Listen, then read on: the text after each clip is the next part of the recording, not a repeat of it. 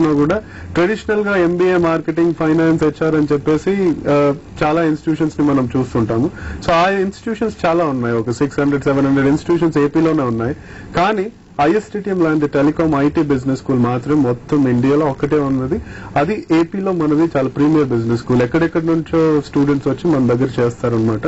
ఎందుకు అంటే telecom IT ఇండస్ట్రీలో ఎంబీఏ అనేది ఎంత ఇంపార్టెంట్ అనేది ఈ రోజు అందరికీ తెలిసి వస్తుంది. ఎలా ఉంటుంది అంటే ఒక టెలికాం ఐటీ ఇండస్ట్రీలో ఒక ఇంజనీర్ అనే అతను ఒక ప్రాజెక్ట్ మేనేజర్ వరకు గ్రో అవ్వగలుగుతాడు టెక్నికల్ బ్యాక్గ్రౌండ్ తోటి, ఒకవేళ బీటెక్ గానీ ఎంటెక్ గానీ ఉంటే.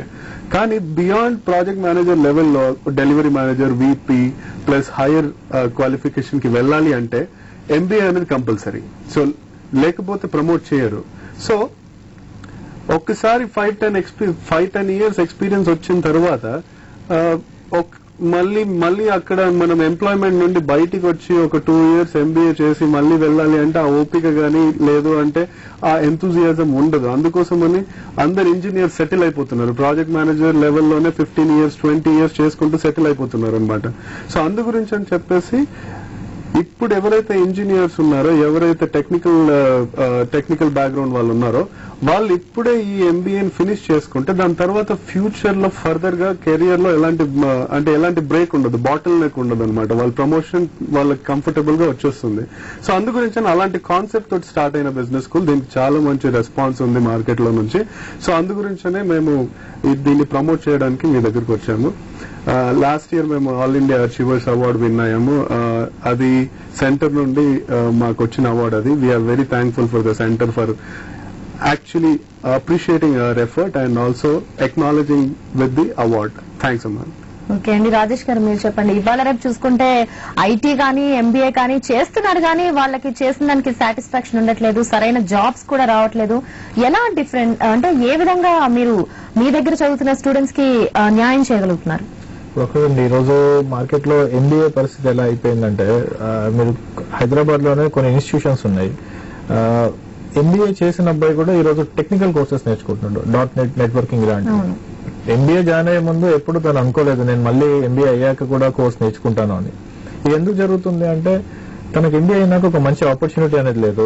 జనరల్ మార్కెటింగ్ చేస్తారు, బట్ దేంట్లో ఇండస్ట్రీ స్పెషలైజేషన్ అనేది లేదనమాట పిల్లలకి.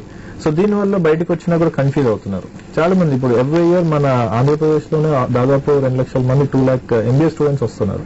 దీంట్లో ఎంతమందికి ఆపర్చునిటీస్ ఉంటే హార్డ్లీ ఒక 30,000-40,000 స్టూడెంట్స్ మాత్రమే ఒక మంచి పొజిషన్ లో సెట్ అవుతున్నారు. రెస్ట్ ఆఫ్ 1.5 ఏం చేస్తున్నారు అంటే అసలు వాళ్ళకి ఆపర్చునిటీస్ లేవు, బయట మళ్ళీ కోచింగ్ అని టైం వేస్ట్ చేస్తున్నారు, ఎవ్రీథింగ్ లేదు. సో దీనివల్ల జరుగుతుంది ఏంటి అంటే ఇప్పుడు మా దగ్గర ఇప్పుడు మన టెలికాం చూసుకుంటే ఇప్పుడు రీసెంట్ గా మార్చ్ ఒక్క నెలలోనే 80 lakh సబ్స్క్రైబర్స్ వచ్చినారు. ఇంత సక్సెస్ఫుల్ గా ఏ ప్రోడక్ట్ ఏ ఇండస్ట్రీకి అవ్వలేదు. సో 80 lakh సబ్స్క్రైబర్స్ వచ్చి ఇప్పుడు రీసెంట్ గా జరిగిన సర్వే ప్రకారం మన ఇండియాలో అవుట్ ఆఫ్ 100 పాపులేషన్ లో 79 మంది మొబైల్స్ యూజ్ చేస్తున్నారు. సో ఇండియా ఎలాంటి కంట్రీ అంటే ఏదైనా ప్రోడక్ట్ కామన్ మ్యాన్ రీచ్ అవుతే ఇంకా ప్రోడక్ట్ సక్సెస్ఫుల్. సో టెలికాం ఒకే ఒక ఇండస్ట్రీ ఆర్ మొబైల్ ఒకే ఒక device which has touch the common man today. So అందుకే ఈరోజు టెలికామ్ లో అండ్ ఐటీ బోత్ అండ్ ప్యారలీ అనమాట. దీంట్లో స్పెషలైజేషన్ చేసిన వాళ్ళకి ఆపర్చునిటీస్ వైజ్ చాలా ఆపర్చునిటీస్ ఉన్నాయి. ఇప్పుడు మా దగ్గర మేము డిఫరెన్స్ ఏంటి అంటే 2 years student MBA and telecommunication and IT. So sector specific అంటే టెలికాం కి ఐటీ ఇండస్ట్రీకి కావాల్సిన అన్ని ఇన్పుట్స్ మేము స్టూడెంట్ కి ఇచ్చి we are placing them in different companies. ఈ రోజు ఎట్లా ఉందంటే జనరల్ ఎంబీఏ కాలేజ్ లో చూసుకుంటే స్టూడెంట్ ఫినాన్స్ స్పెషలైజేషన్ చేసిన బయట మార్కెటింగ్ జాబ్స్ ఉన్నాయి. హెచ్ఆర్ చేసినా he's going for marketing job, marketing చేసినా మార్కెటింగ్. అండ్ ఆ మార్కెటింగ్ జాబ్స్ కూడా ఎలా ఉన్నాయంటే 24/7 రోడ్ షో అనమాట. So reach the target, get your salary, అది సిచ్యువేషన్. బట్ ఐఎస్టీ టీమ్ లో మాత్రం మోస్ట్ ఆఫ్ ద స్టూడెంట్స్ వాళ్ళు కోర్ జాబ్స్ లో కోర్ కంపెనీస్ లో ప్లేస్ అయ్యారనమాట. సో ఎందుకంటే వాళ్ళు టెక్నికల్ ఎంబీఏ చేస్తున్నారు ఇక్కడ. సో ఇదే డిఫరెన్స్ లైక్ వేరే కాలేజ్ కి మేము ఇచ్చే కోర్స్ కి and everything is going to practical అనమాట. సో దానివల్ల కాలేజ్ అడ్మిషన్స్ కానీ కాలేజ్ ఇప్పుడు హైదరాబాద్ లో ఉన్న కాలేజెస్ లో వీఆర్ ద బెస్ట్ అనమాట ప్రస్తుతానికి. Most of the engineering students general గా ఇంజనీరింగ్ స్టూడెంట్స్ అందరూ ఎంబీఏ చేయాలనుకుంటే బయటకు వెళ్ళిపోతారు. లోకల్ బిజినెస్ కు చాలా తక్కువ ప్రిఫర్ చేస్తారు.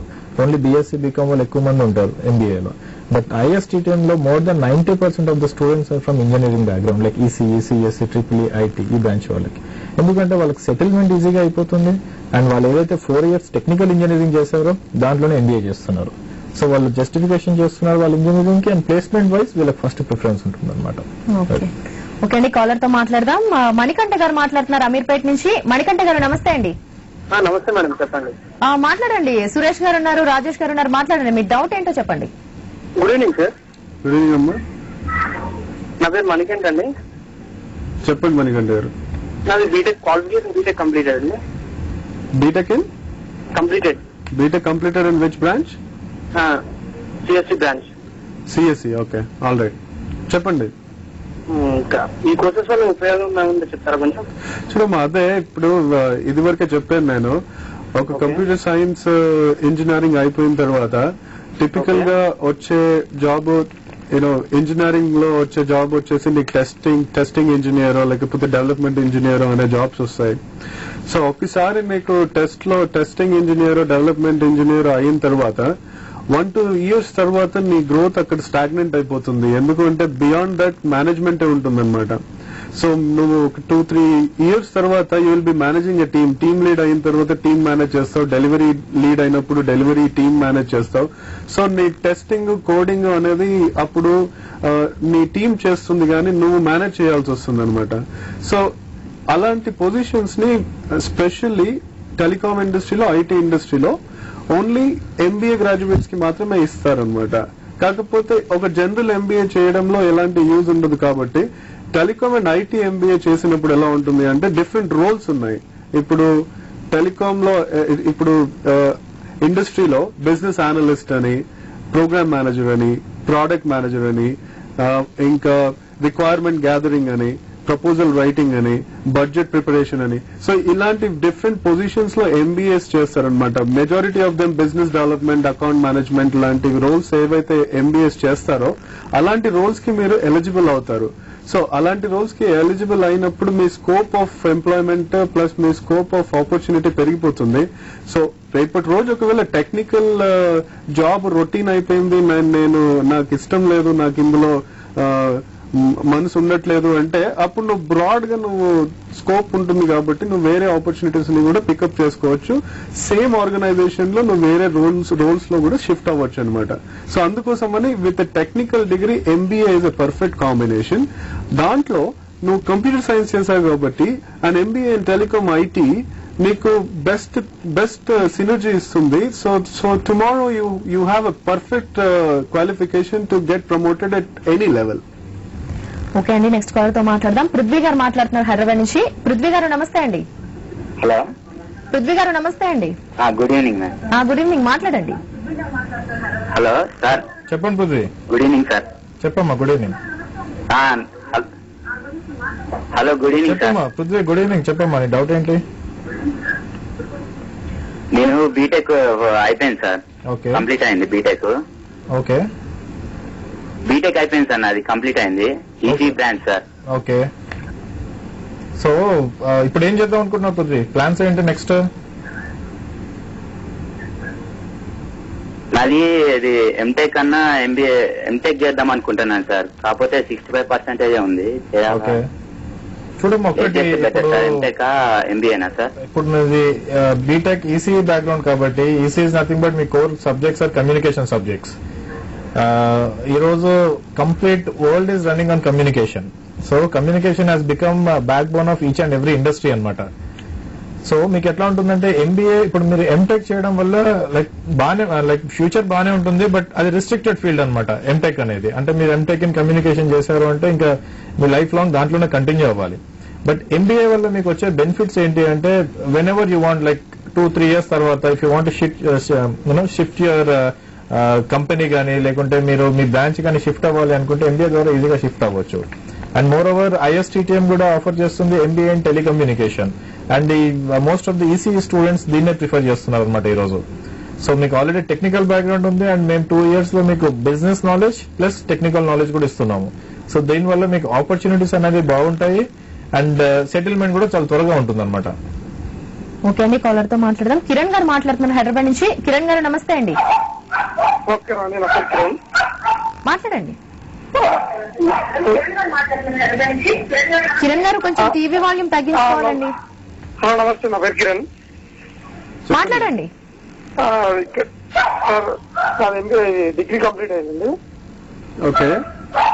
ఇప్పుడు ఐసెట్ లాంగ్ టర్మ్ తీసుకుంటున్నాను. ఐసెట్ లాంగ్ టర్మ్ తీసుకుంటున్నాను. ఇప్పుడు లాంగ్ టర్మ్ అయిపోయిన తర్వాత మేము ఐఎస్టీటీఎం లో చేయాలంటే మన ఫీజు స్ట్రక్చర్ సరే అడ్మిషన్ ప్రాసెస్ చెప్పవచ్చు. ఓకే. సో డిగ్రీ బ్యాక్గ్రౌండ్ ఏంటమ్మా ఇది? డిగ్రీ బ్యాక్గ్రౌండ్ బీఎస్సీ ఎంపీసీఎస్ అండి. బీఎస్సీ ఎంపీసీయా? MPCS computer science. Computer science. Okay. So computer science అంటే నీకు చాయిస్ లో ఫిట్ అవుతుంది ఐఎస్టీటీఎం. సో ఐఎస్టీటీఎం లో నువ్వు అంటే నీ ఫస్ట్ క్వశ్చన్ వచ్చేసి అడ్మిషన్ ప్రొసీజర్ వచ్చేసి ఐఎస్టీటీఎం వచ్చేసి పీజీడిఎం అంటే MBA in telecom IT offer చేస్తుంది అనమాట. సో అది ఏఐసిటి అప్రూవ్డ్. సో ప్రతి ఒక్క ఏఐసిటి అప్రూవ్డ్ కాలేజ్ కి కంపల్సరీ ఏదో ఒక కాంపిటేటివ్ ఎగ్జామ్ రాసి ఉండాలి. సో నువ్వు ఆల్రెడీ ఐసెట్ రాసున్నావు లాస్ట్ ఇయర్, ఆ స్కోర్ కూడా కౌంట్ ఉంటుంది. లేదు అంటే ఈ ఇయర్ ఏదో ఒక కాంపిటేటివ్ ఎగ్జామ్ నువ్వు రాసిన దాంట్లో మాకు స్కోర్ అవసరం. సో ఫస్ట్ వచ్చేసి స్కోర్. ఆ స్కోర్ తర్వాత మాది జీడీ ప్లస్ పర్సనల్ ఇంటర్వ్యూ కండక్ట్ చేస్తాం అనమాట కాలేజ్ లో. సో ఆ జీడీ పర్సనల్ ఇంటర్వ్యూ ప్లస్ స్కోర్ ఈ 3 పారామీటర్స్ లో మేము ఇవాల్యుయేట్ చేసి దాంట్లో వచ్చిన మెరిట్ ప్రకారం మేము సీట్ ఇస్తాము నరేందర్. ఓకే అండి, క్వశ్చన్ టైం లో ఒక బ్రేక్ తీసుకుందాం. బ్రేక్ తర్వాత మరికొంతమంది కాలర్స్ తో మాట్లాడదాం.